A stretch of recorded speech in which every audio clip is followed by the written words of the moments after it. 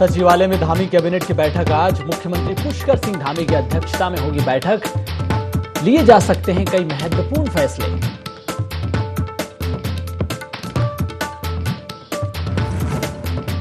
नियोजन विभाग का कार्यक्रम। मुख्यमंत्री पुष्कर सिंह धामी ने कार्यक्रम का किया शुभारंभ। एसडीजी गोलकीपर अवार्ड 2021 में कई लोगों को किया सम्मानित।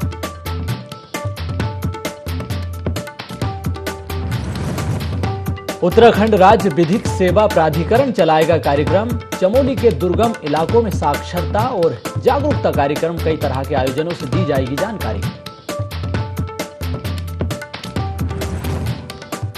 और पौड़ी के भट्टी गांव में आदमखोर गुलदार को पकड़ने में वन महकमे को मिली सफलता, लेकिन अभी भी दहशत में जीने को मजबूर लोग। 2 महिलाओं को गुलदार ने बनाया था अपना शिकार। नमस्कार, देवभूमि लाइव देख रहे हैं आप। मैं हूं आपके साथ सोनू सेन। देहरादून से बड़ी खबर। नियोजन विभाग का कार्यक्रम हुआ है जिसमें मुख्यमंत्री पुष्कर सिंह धामी भी शामिल हुए हैं। तो बड़ी खबर आपको बता दें, मुख्यमंत्री पुष्कर सिंह धामी ने कार्यक्रम का शुभारंभ किया है। एसडीजी गोलकीपर अवार्ड 2021 में कई लोगों को सम्मानित किया है। तो उत्कृष्ट प्रदर्शन करने वाले लोगों को सम्मानित किया गया है। नियोजन विभाग के साथ विभिन्न क्षेत्रों में ये लोग काम कर रहे हैं और इन्हीं लोगों को सम्मानित किया गया है। तो बड़ी खबर आपको बता दें, अलग अलग क्षेत्रों में जिन लोगों ने काम किया उन्हें सम्मानित किया गया। प्रदेश का नाम रोशन करने वाली प्रतिभाओं को सम्मानित किया गया है।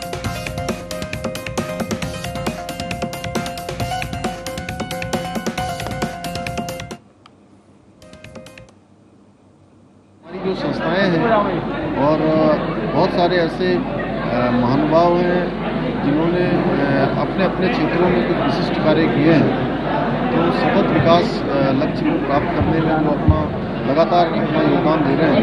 उन सभी को हम सम्मानित करेंगे और उन सभी को जो हमारा माननीय प्रधानमंत्री नरेंद्र मोदी जी का आत्मनिर्भर भारत है, आत्मनिर्भर भारत की कल्पना को साकार करने में जो भी लोग अपना योगदान दे रहे हैं, उन सभी को सम्मानित करेंगे। आज हमने उनको सम्मानित किया है, उनका प्रोत्साहन किया है और हम अपेक्षा करते हैं कि सभी लोग आगे आएँ और सब लोग, और हमारी सरकार भी लगातार इस दिशा में काम कर रही है कि ऐसे लोगों को साथ में लेकर सतत विकास के लक्ष्यों को विभिन्न क्षेत्रों में प्राप्त। रामनगर पहुंचे प्रदेश के पूर्व मुख्यमंत्री एवं पौड़ी लोकसभा क्षेत्र से सांसद तीरथ सिंह रावत का भाजपा कार्यकर्ताओं ने लोक निर्माण विश्राम गृह में जोरदार स्वागत किया है। सांसद तीरथ सिंह रावत ने आयोजित पत्रकार वार्ता में केंद्र सरकार की योजनाओं की जानकारी दी है, साथ ही मोदी सरकार के 8 साल को सफल बताए हैं। उन्होंने कहा कि देश के प्रधानमंत्री नरेंद्र मोदी के विकास कार्यों को जनता ने अपना समर्थन दिया है।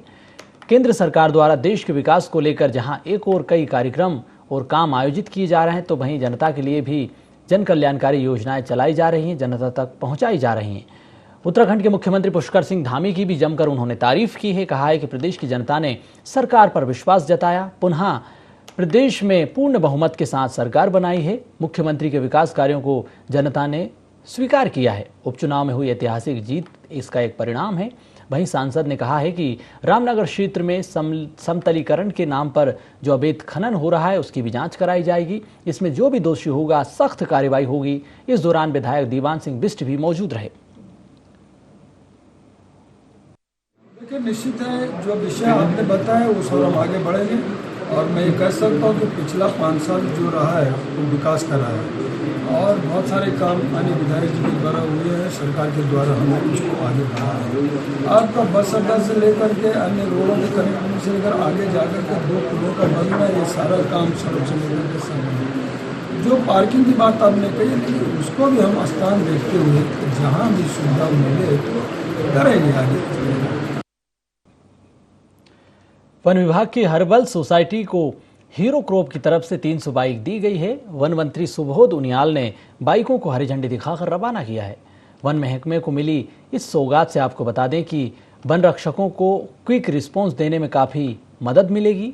बता दें कि मुनि की रेती स्थित शिवालिक जैव विविधता पार्क में आयोजित कार्यक्रम में हीरो क्रॉप की तरफ से वन महकमे के हर्बल सोसाइटी को 300 मोटरसाइकिल वितरित की गई है। इन मोटरसाइकिल का लाभ उठाते हुए वन रक्षक कम समय में बेहतर तरीके से वन्य जीव संरक्षण एवं वन्य अग्नि की रोकथाम जैसी समस्याओं के निदान में अपनी भागीदारी निभाएंगे। कार्यक्रम में बतौर मुख्य अतिथि वन एवं तकनीकी शिक्षा मंत्री सुबोध उनियाल और शहरी विकास मंत्री प्रेमचंद अग्रवाल ने शिरकत की है। कार्यक्रम में मुख्य वन संरक्षक विनोद कुमार सहित वन महकमे के तमाम जिम्मेदार अधिकारी मौजूद रहे हैं। वन मंत्री ने कहा है कि वन विभाग की ओर से आम जन मानस को विभाग के क्रियाकलापों से जोड़ना होगा और आमजन को भी जंगलों को बचाने के लिए आगे आना होगा, अपनी जिम्मेदारी निर्धारित करनी होगी।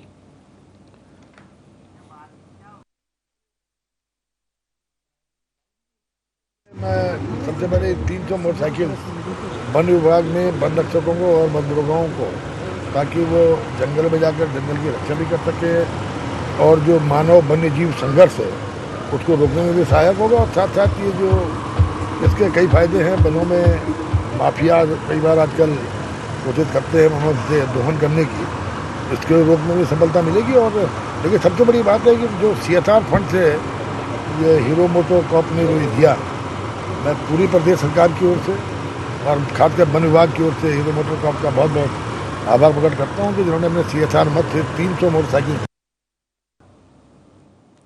चंपावत पुलिस को बड़ी सफलता हाथ लगी है। पुलिस ने साइबर ठगी के शिकार व्यक्ति के खाते में 4,19,500 की धनराशि लौटा दी है। दरअसल अज्ञात साइबर ठगों ने स्थानीय निवासी मुजम्मिल के खाते को एनीडेस्क पर लेकर 6,54,000 रुपये उड़ा लिए थे, जिसकी शिकायत पुलिस से की गई, जिसके बाद पुलिस ने इस बड़ी कार्रवाई को अंजाम दिया है। साइबर सेल के पास 6,54,000 का एक साइबर फ्रॉड का मामला आया था, जिसमें जो पीड़ित था उसने कस्टमर केयर का नंबर डायरेक्ट गूगल पे सर्च किया, जहां से उसको फ्रॉड का नंबर मिल गया और फ्रॉड ने उसके मोबाइल में एक ऐप डाउनलोड करवा के 6,54,000 रुपये उसके अकाउंट से निकाल दिए, जिसको उसने अलग अलग अकाउंट में डिस्ट्रीब्यूट कर दिया। फिर जैसे ही उसकी सूचना साइबर सेल को मिली, हमने त्वरित कार्यवाही करते हुए उसके अकाउंट में 6,54,000 में से 4,19,000 रुपये उसके अकाउंट में वापस करवा दिए हैं। शेष धनराशि के लिए कार्यवाही प्रचलित है और अपराधियों को पकड़ने के लिए टीम गठित कर दी गई है, जिसका जल्द ही खुलासा किया जाए। जनपद उधम सिंह नगर में एक बार फिर लुटेरों ने लूट की घटना को अंजाम दिया है। दिन दहाड़े तमंचे की नोक पर बैंक में घुसकर नकदी लूटकर फरार हो गए। आपको बता दें कि काशीपुर के मुरादाबाद रोड पर पंजाब नेशनल बैंक में लूट की वारदात को अंजाम दिया गया है। दिन दहाड़े कैशियर से लूट की गई है, जिसके बाद सूचना की पुलिस पहुंची है और जांच की जा रही है। यहाँ पर बहुत अच्छे CCTV तो है नहीं, लेकिन फिर भी 3 लोग हैं जो अभी दिखाई दे रहे हैं और ये 3 लोग आए, जिनमें से एक व्यक्ति पहले आया है और उसने पूरा वहाँ पर रैकी वगैरह किया और बाकी 2 लोगों को बुलाया। तो इस तरह से घटना हुई है और तीनों लोगों ने जो है इन लोगों को डरा के यहाँ से पैसे ले गए। तो इसका इन्होंने बताया नहीं है और कह रहे हैं कि अभी पूरा जो हम अपना सिस्टम है उसको चेक करेंगे। फिर भी लगभग 5-6 लाख रुपए तो बता रहे हैं कि इतना तो रहा होगा कि जो काउंटर पे ऊपर जो कैश है वो रहा होगा। बाकी कह रहे हैं कि अभी गिनकर बताएंगे कि कितना डिफरेंस है। उधम सिंह नगर जनपद के खटीमा से एक बड़ा मामला सामने आया, जहां पर खटीमा कोतवाली क्षेत्र में एक युवक ने दूसरे युवक को लोहे के रॉड से पीट कर बुरी तरह से घायल कर दिया। आनन फानन में युवक को अस्पताल में भर्ती भी कराया गया, जहां इलाज के दौरान उसकी मौत हो गई। फिलहाल पुलिस पूरे मामले की जांच कर रही है।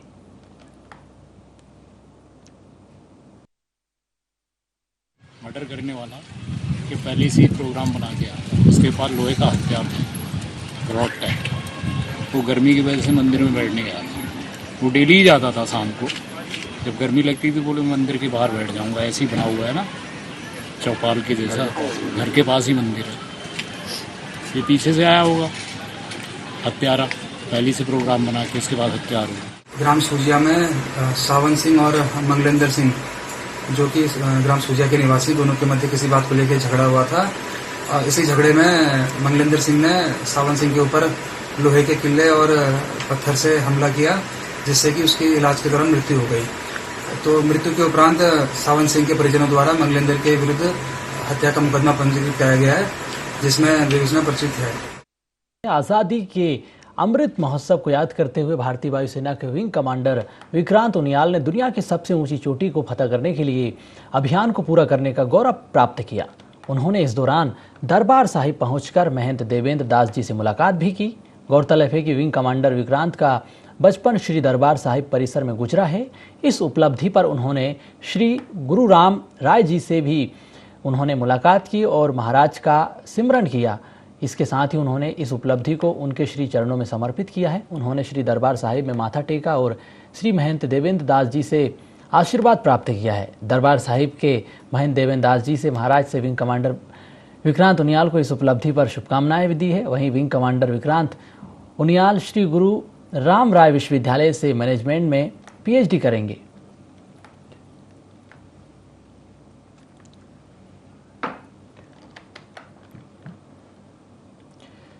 देहरादून रोड स्थित एक बैंक के अंदर रकम जमा कराने गए व्यापारी के नौकर से शातिर ठगों ने, आपको बता दें कि नोट बदलने का झांसा देकर 34,000 रुपये ठग लिए हैं। सूचना के बाद पुलिस ने मुकदमा दर्ज किया। 6 शातिर ठगों को जंगलात बैरियर से देहरादून रोड के पास से गिरफ्तार कर लिया है। इसके साथ ही पुलिस ने कब्जे से एक कार, 69,000 रुपये और कागज की गड्ढी भी बरामद की है। ऋषिकेश कोतवाली पुलिस के मुताबिक बीते रोज व्यापारी अमरीक सिंह की दुकान पर काम करने वाला रोहित राजभर दुकान की सेल की रकम देहरादून बैंक में जमा करने जा रहा था। इसी दौरान इस वारदात को अंजाम दिया गया था।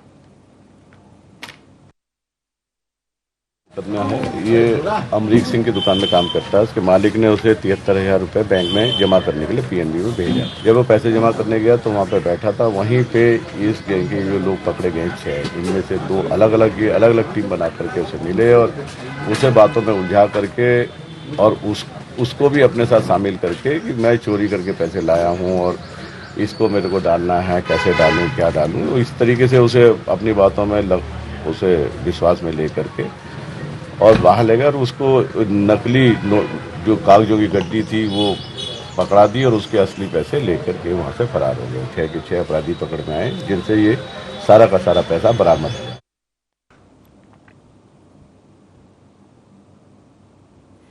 और इसी खबर पर हमारे साथ संवाददाता अमित जुड़ चुके हैं। अमित, झांसा देकर बड़ी वारदात को अंजाम दिया है, 6 शातिर गिरफ्तार हुए हैं, क्या अपडेट है? जी सोनू, जैसा कि देखा गया है कि लगातार जैसे कि चारधाम यात्रा का दबाव है और जो ये ठगी का शिकार करने वाले लोग हैं ये सक्रिय हो जाते हैं, ये गैंग सक्रिय हो जाते हैं और ये तलाश में रहते हैं कि किसको अपना ठगी का शिकार बनाया जाए। इसी क्रम में यहाँ पर जो बैंक में ये निगरानी रखते हैं और बैंक में जो रुपए का लेन देन करने आते हैं, जो बड़े व्यापारी आते हैं, व्यापारियों के जो काम करने वाले लड़के आते हैं उन पर निगाहें बनाए रखते हैं और इसी क्रम में इन्होंने यहाँ पर ठगी का शिकार एक दुकानदार के यहाँ काम करने वाले लड़के को बनाया। लेकिन जैसे ठगी का शिकार वो लड़का हुआ और तत्काल उसके मालिक ने पुलिस को सूचना दी तो पुलिस ने तत्परता से कार्रवाई करते हुए जो 6 साथी बदमाश थे उनको दबोच लिया है और उनको गिरफ्तार कर जेल भेज दिया है। जी चलिए, बहुत धन्यवाद तमाम जानकारी के लिए अमित।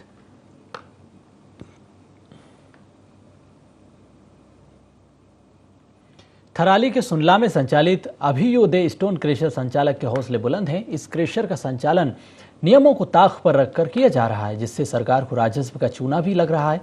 स्थिति ये हो चली है कि यहाँ पर रेत और गिट्टी बिना नापतोल के मनमाने तरीके से बेची जा रही है। हालांकि प्रशासन जांच कर कार्रवाई की बात कर रहा है।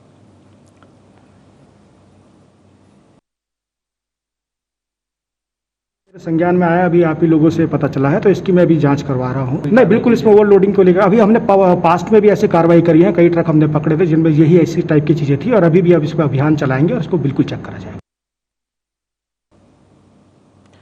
जसपुर कोतवाली परिसर में अमन शांति की बैठक हुई है, जिसमें प्रशासनिक अधिकारियों के आदेश अनुसार नायब तहसीलदार की अध्यक्षता में कोतवाल धीरेन्द्र कुमार ने नागरिकों से क्षेत्र में अमन शांति कायम रखने और भाईचारे की अपील की। सूत्रों से मिली जानकारी के अनुसार मुस्लिम समाज के लोग नुपुर शर्मा द्वारा की गई टिप्पणी के विरोध में 10 जून को बिना परमिशन जुलूस निकालकर विरोध प्रदर्शन करना चाहते थे।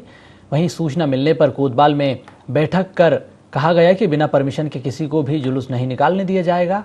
यदि किसी ने बिना परमिशन के जुलूस निकाला, प्रदर्शन किया तो उसके खिलाफ सख्त कार्रवाई होगी। उन्होंने नागरिकों से भी अपील की कि आप लोग सोशल मीडिया के बहकावे में बिल्कुल ना आए, क्षेत्र की शांति व्यवस्था बनाए रखें, पुलिस का सहयोग करें, जिससे कि समाज में शांति बनी रहे।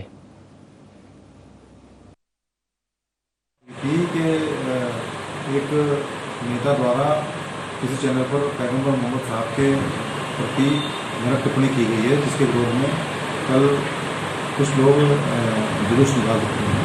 उसके संबंध में निर्देश प्राप्त हुआ कि जुलूस कोई नहीं मिलेगा। तो सभी लोगों को जो मौजूद लोग हैं यहाँ पे उन्हें बुलाकर समझा दिया गया, उनसे अपील की गई कि जुलूस न निकालें।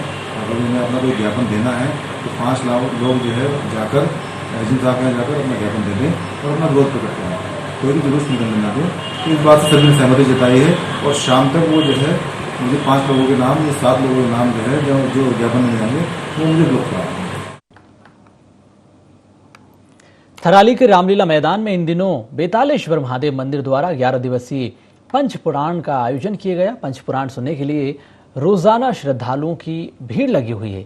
इस पंचपुराण का समापन आगामी 11 जून को यज्ञ हवन और विशाल भंडारे के साथ होगा।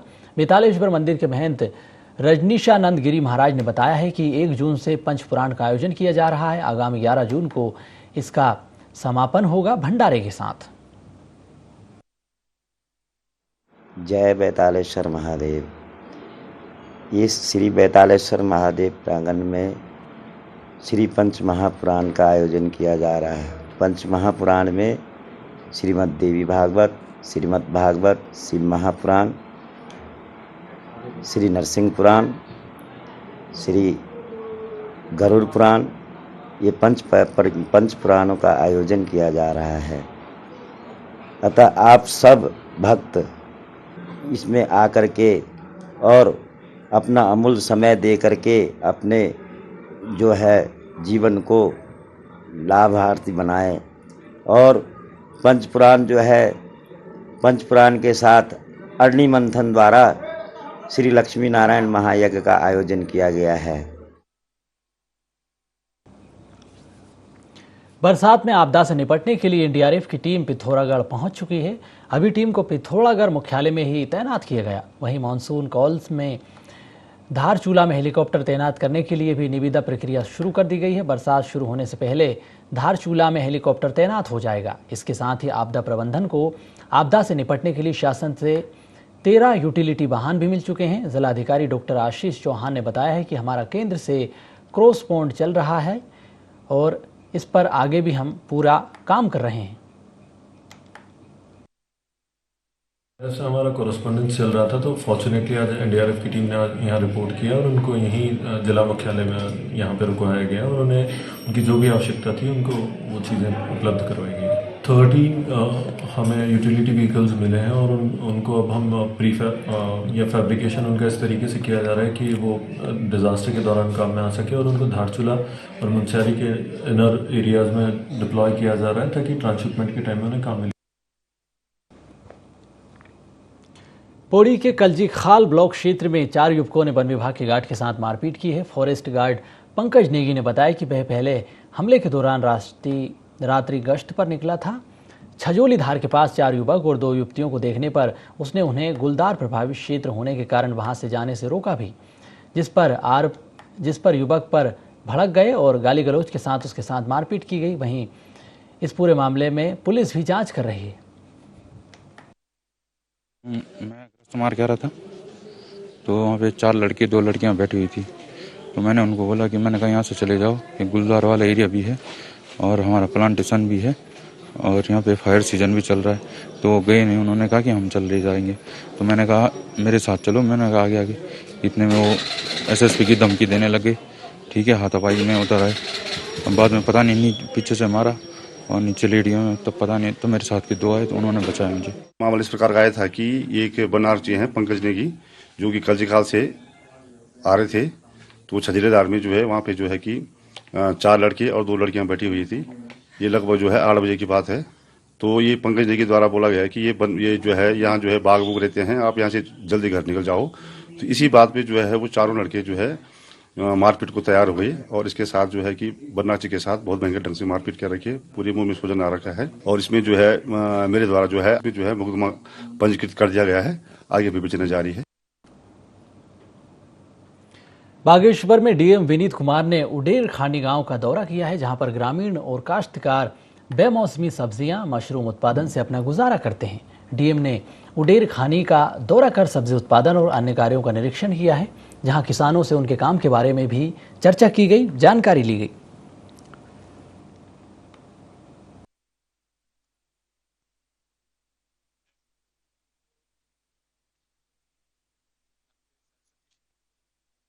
हमारा यही है कि हम जो है बागेश्वर को वेजिटेबल्स के मामले में हम लोग यहाँ पे सेल्फ सफिशिएंट कर सके और साथ साथ ही हमारे जो फार्मर्स है इनकी इनकम को भी हम लोग डबल कर सके।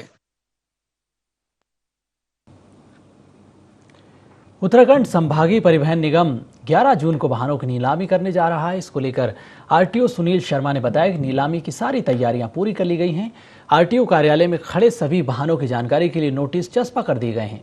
यह नीलामी तमाम दिशा निर्देशों के साथ की जाएगी और नीलामी के बाद 21 दिन तक का समय भी दिया जाएगा। देहरादून संभाग के अंदर हमारी बहुत सारी गाड़ियां हैं जो कि बंद खड़ी हुई हैं और जिन पर कि टैक्स बकाया है। उन बंद गाड़ियों की हम नीलामी करने जा रहे हैं 11 जून को और उसकी नीलामी देहरादून ऑफिस में होगी। ये लगभग 200 गाड़ियां हैं, 180 से 200 गाड़ियां हैं और नीलामी की प्रक्रिया यहीं 11 जून को आरटीओ ऑफिस में होगी और उसके नियम कानून हमने स्पष्ट कर दिए हैं। उसका हर एआरटीओ ऑफिस में उसका नोटिस बोर्ड पर चस्पा भी कर दिया गया है। जो हमारे अखबार हैं, मुख्य अखबार हैं, उन पर भी उसका एडवर्टाइजमेंट पहले निकाल दिया गया है।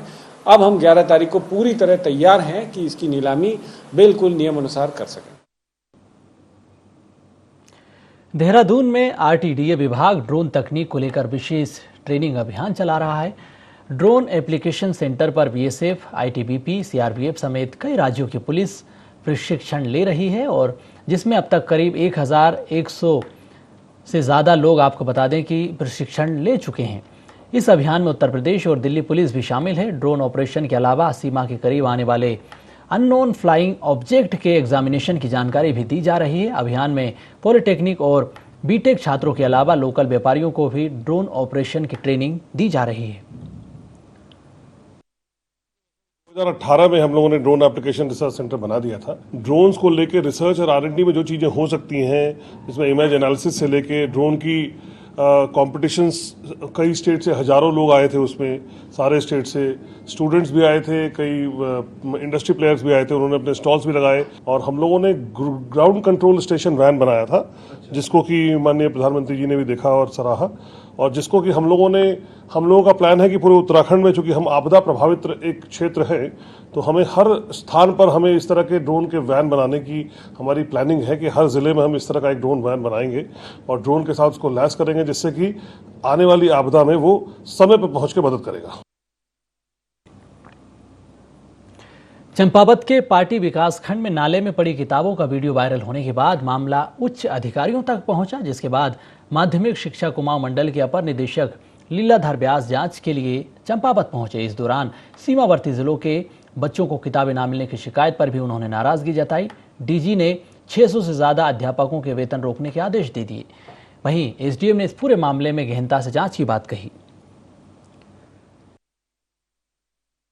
अधिकारी की अध्यक्षता में एक 3 सदस्यीय कमेटी का गठन कर दिया गया है जो कि संपूर्ण प्रकरण की जांच करेगी कि वो किताबें नाले तक कैसे गिरी हैं और किस स्कूल को वो आवंटित हुई थी किताबें। वो अपना सारा रिकॉर्ड मिलान करेंगे और जो भी दोषी इसमें पाया जाएगा उस अधिकारी कर्मचारी के खिलाफ कार्रवाई। में जो किताबें मिली है उनके संबंध में मुख्य शिक्षा अधिकारी चंपावत ने जांच समिति का गठन कर लिया है और जैसे ही जांच समिति की रिपोर्ट हमें मिल जाती है तो उसके अनुसार कार्रवाई की। प्रथम दृष्टया ये कारण लगता है कि गाड़ी से वो किताबें गिर गई होंगी। तो पहला तो नैतिक दायित्व तो उनका भी था, जिनको वो किताबें मिली तो वो विभाग को सूचित करते हैं। ये कहना कि विभाग के किसी कर्मचारी ने वो किताबें नाले में फेंकी, गदेरे में फेंकी, मुझे तो ये बिल्कुल असत्य समझ आता। किसी कर्मचारी की अगर इसमें संलिप्तता पाई जाती है तो उनके खिलाफ कार्रवाई। लक्सर के हबीबपुर कुड़ी गांव में एक मजदूर की हाई टेंशन लाइन की चपेट में आने से आपको बता दें कि मौत हो गई। मजदूर निर्माणाधीन पैरामेडिकल कॉलेज भवन की छत पर काम कर रहा था। करंट की चपेट में आकर मजदूर भवन की छत से नीचे आ गिरा। मौके पर मौत हो गई। सूचना मिलने पर पुलिस पहुंची, शव को पोस्टमार्टम के लिए अस्पताल भेजा। अब आगे की जांच चल रही है। मैं अपने खेत में था कि भाई तुम्हारे भाई के चोट लग गई, सेटरिंग का काम कर रहा तुम्हारा भाई राइस में दिहाड़ी में 400 रुपए की, और इसने अब यहाँ हमने जानकारी लिया कि तो ये खत्म हुआ पड़ा। ये डॉक्टर से उठा के नहीं ले गया। एक रिश्तेदार हमारा बेचारा डुगनपुरी का, वो लेगा उसको उठाकर, और हमने तो पता किया भाई ये डॉक्टर क्यों लेगा, ये उठा कर लेगा, मैं लेगा उसको उठाकर। और ये जब से काम करने आता है उसने बोला भाई लाइन कटवा दी, जब हम काम करेंगे। डॉक्टर बोल रहा अगर लाइन मैंने कटवाई तो मैं अपना काम चालू कर लो, लाइन कट गई तुम अपना काम चालू कर लो। फिलहाल बुलेटिन में इतना ही। मुझे दीजिए इजाजत। आप देखते रहिए IND24।